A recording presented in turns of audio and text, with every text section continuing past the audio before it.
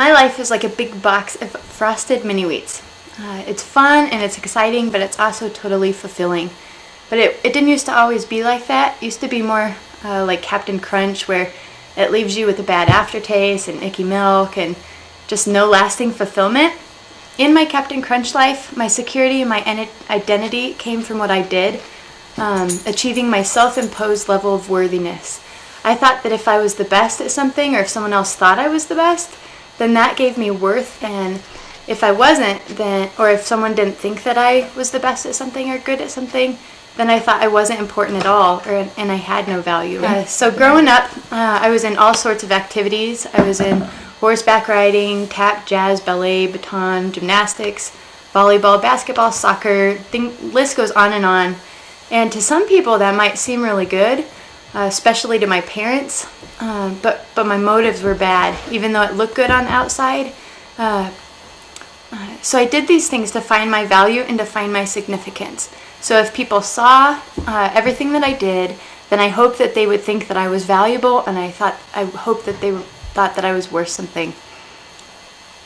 So that's as well as drugs and alcohol and guys. I thought all these things would give me value and satisfaction out of life.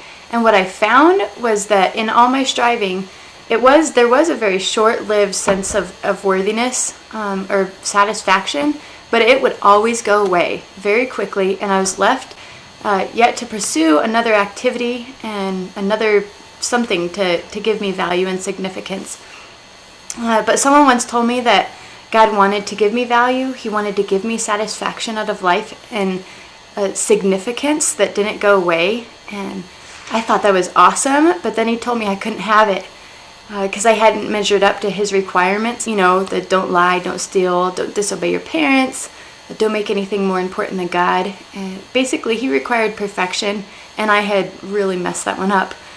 So when I died, I was going to have to stand before God, and I was going to have to say I was guilty. And I was going to have to pay the consequences. But then he told me about what God did for me, so that I didn't have to stand before him and say I was guilty. He told me that God sent Jesus Christ to die on the cross for me, to be a door, so there could be a door so that I could come to him.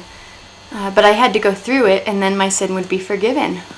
As I stood before him, I'd be able to say I'm innocent, not because of what I did, but because of what Jesus Christ did for me.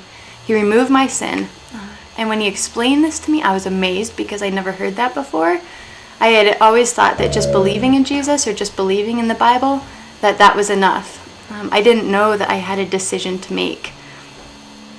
So at that point, I knew I was guilty, so I made that decision to give Christ the control of my life and be forgiven. I told God of my commitment, and after that, I started noticing changes in my attitude and my actions of how I treated people, which was much needed and really exciting. But I still thought that I needed to be the best or to be really good at something to be valuable.